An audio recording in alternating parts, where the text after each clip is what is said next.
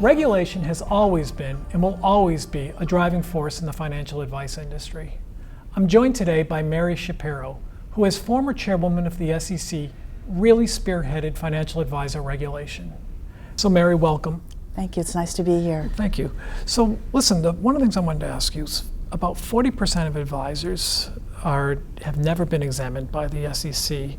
From your experience, what is so difficult about getting to those advisors for the SEC? Well, this has been a perennial problem at the SEC, certainly during my tenure, but even predating that.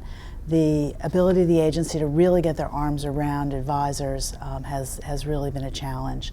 So I think there are a few reasons. One is the sheer numbers. There are about 12,000 advisors out there with $62 trillion in assets under management. So the scope and the size of the industry is big. The other issue is complexity that's increased a lot over the last few years because of new products, and the use of derivatives has made it more difficult for the agency to tackle it. So I think it's not a lack of will by any means. It really is just the size of the responsibility and the lack of sufficient resources at the SEC to really devote to advisor oversight. And that's why you've seen the agency start to explore some creative things like potentially a self-regulatory organization for advisors. 50% of broker-dealers are examined every year. 10% of advisors are examined every year. The difference is the presence of an SRO, FINRA, on the broker-dealer side.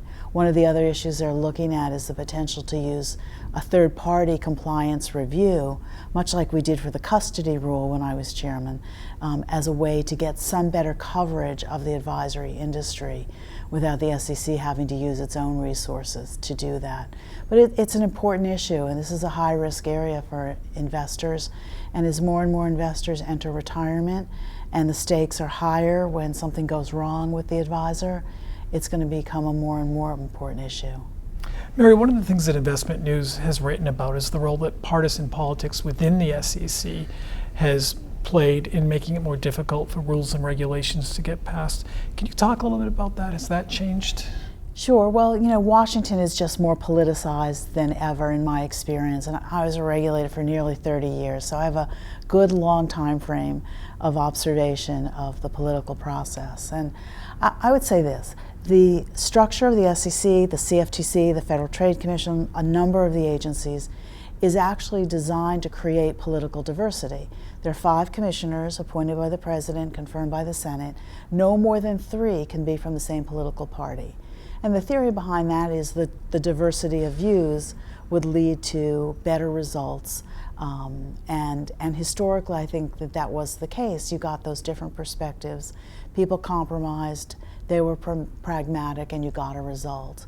As Washington just generally has become more politicized, the agencies are having a harder time reaching that middle-of-the-road pragmatic result. And as a result, rulemaking is slowed down, sometimes enforcement is slowed down.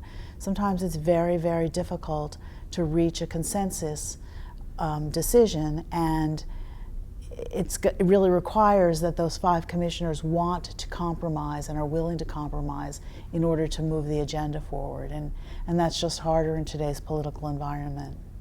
So I have to ask you, what was it like to be the first female to be named the permanent chair of the SEC? I get asked that question a lot, and I really didn't think about it that way. I'd served at the commission earlier in my career from '88 to '94 as a commissioner, and I thought of it much more as I was going back to an agency that I really loved and I believed in, but at a time that was really fraught with an extraordinary number of challenges. So I thought more about what a pivotal time this is for anybody to be SEC chair, and I didn't really think so much about my being the first woman chairman, to be perfectly honest. Great. So if you had one piece of advice to give to a young woman entering the financial services industry today, what would that be? It's pretty simple. Don't compromise your ethics ever. Great. Mary Schapiro, thank you very much. Thank you. It's nice to see you.